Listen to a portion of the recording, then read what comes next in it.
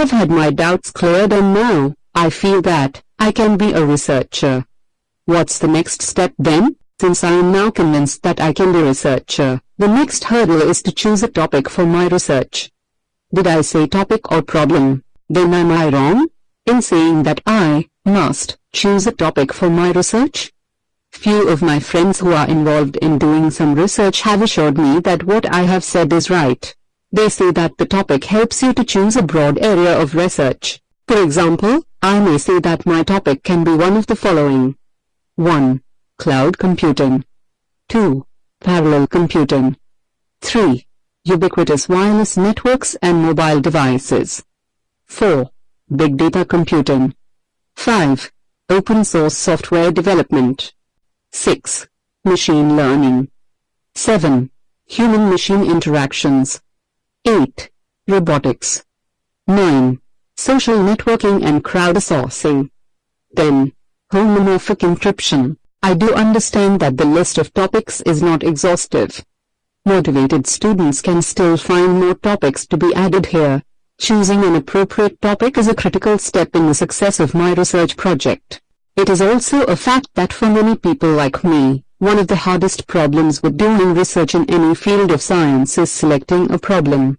I know that I have to allot a few days if not weeks to consider ideas, investigate availability of relevant materials, and get feedback from instructors and librarians as I begin to delve further on my research assignment. This is a very important decision as it sets the stage for the research itself, research after the research, potentially the rest of your research career. While surfing the internet for some suitable content for this presentation, I came across this simple idea.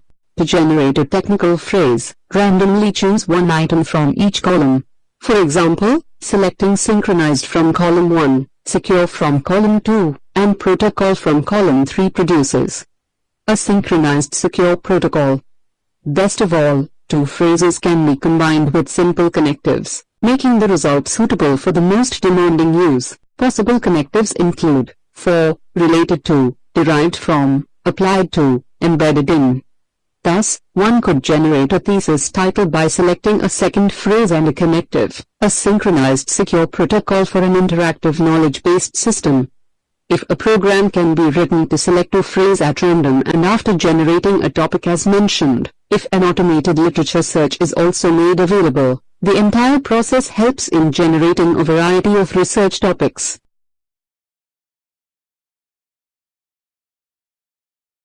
However, I must ensure that I follow the thumb rule in selecting a research problem.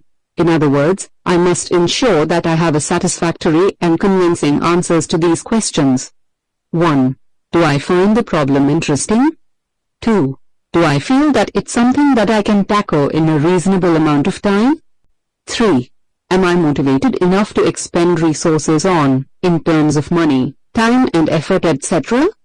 4. Am I confident enough to feel that I might be able to contribute wholly or partially in finding a solution to the problem? You are not sure what I mean? How is this for a sample? From time immemorial, at least in the southern parts of India, the story of a thirsty crow has been passed on to the kids for generations by the grandmas. The story is simple and runs as follows. There was a crow that was flying here and there in the hot summer and feeling thirsty, searching for water to quench its thirst. At last, it could see a jar kept on the roadside with some water in it. As the crow came down, it was disappointed that the water level was too low for it to reach. It started looking around, and saw a lot of pebbles lying around. Suddenly, it started picking up the pebbles one by one and put it in the jar. As more pebbles were put in, the water level came up and finally the thirsty crow drank the water and quenched its thirst and flew away. This is one story that was told us, so that we could develop the habit of thinking outside the box, and find a solution to the problem on hand. How this story is relevant here. As a child, maybe you have also heard this story, told in a different context perhaps. At that time, you might have enjoyed the warmth and love of the grandma and fallen off to sleep. Now, when you hear this story, maybe for the first time, what do you feel? 1. Does it make you dismiss this as just another story?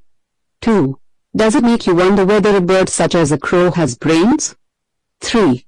If so, does it make you wonder whether it was just a story or something that really happened? 4. If you really think that it is just a story, how someone imagined it, to start with. 5. If it is not a story, is it an experiment that could be repeated and tested? It is questions like this that trigger your research topic.